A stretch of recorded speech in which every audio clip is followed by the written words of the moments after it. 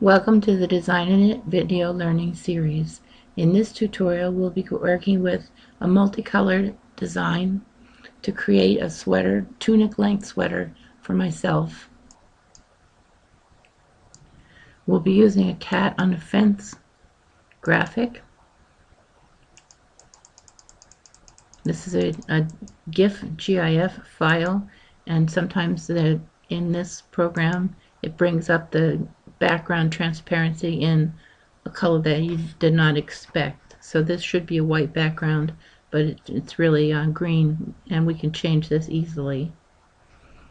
So the first thing that we want to do is we want to exit out of this section of the program, and we don't need to convert it, but we do need to go to original pattern drafting and say File, Thumbnails, Tutorials, Tunic. And I've centralized this piece here. This is the front, it's tunic length, you can see. And I want to say View Info. And it says it's 170 stitches across at this current tension, which is tension 32 stitches and 40 rows per 10 centimeters. And 305 rows to the top. Okay. But we really wanted to know how much it is here, just to the neckline, not to the top. So we're going to use our ruler, and we're going to say 0 up to 270. So we have 170 rows this way and 270 rows this way available for our design. Now we can go back into Design It Graphics Studio, and we can say File, open up this cat on the fence, and zoom in.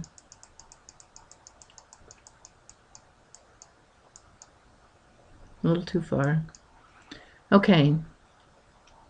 Image type needs to be a picture because it's colors, even though they're block areas of the design, not a photo. The conversion settings is next. It's going to be 4 colors per row. It's going to have no bird's eye at all. It's going to be blocked as blocks of color. The grid is going to be 170 by 200 rows. We said that we had 270 rows available to us, so this is going to work out just fine.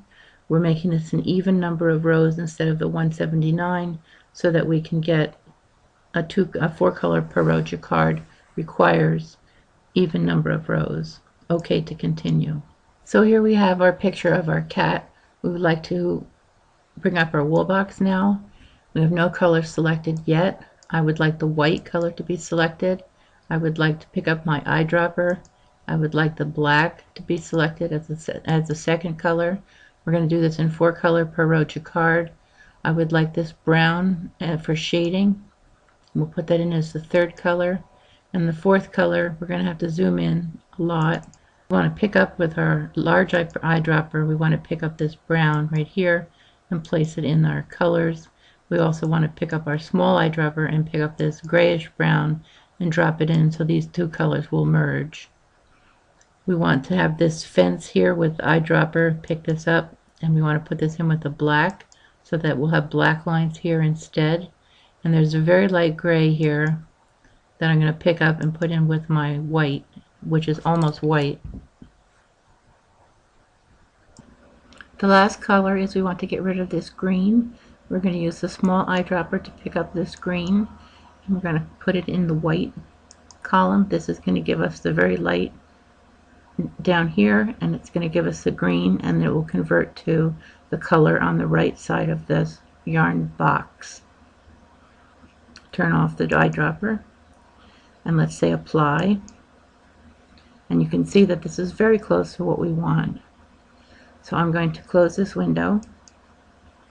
I'm going to say OK to continue. I'm going to save the settings. I'm going to be knitting this on a Silvereed SK840. It's going to be knit in 4 color per row jacquard. OK to continue. It's saying there's 91 jacquard errors. We'll fix those in a minute. Here's our 4 colors. We want to say check jacquard. OK.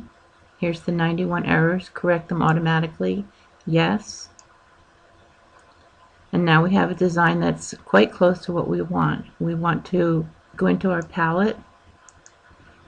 I like to add a color to it, maybe a little bit lighter.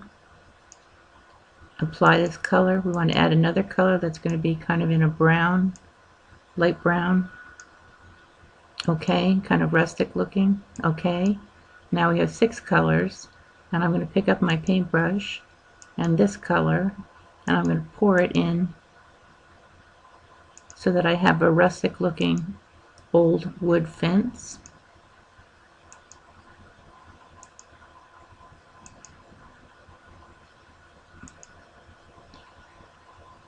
One here. Whoops.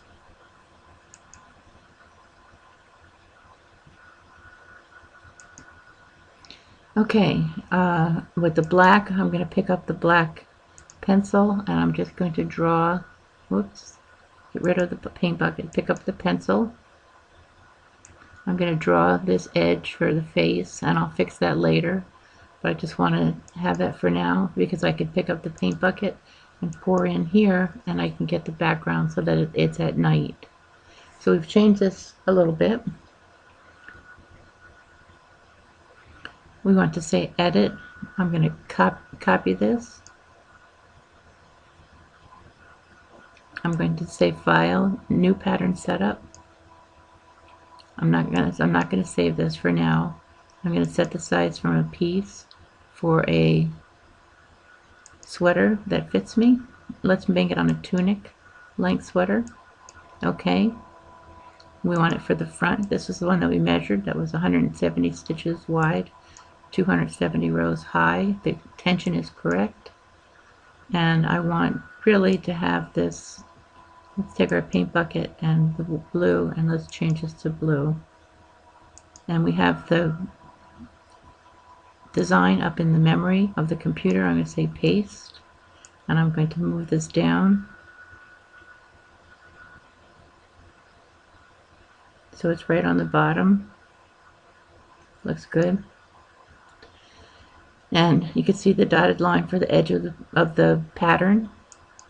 Click outside the pattern to set this down, and I've done this and edited all these little edges for the black edges so that it's just perfect. And you can see this because I can say thumbnails. I'm not going to save this because I've already saved it. It's in Karen here, and I'm going to say cut out this tunic. And this is what it would look like done. I've edited this and added some Z's and things on it, and I'll show you what the final. I'm not going to save this.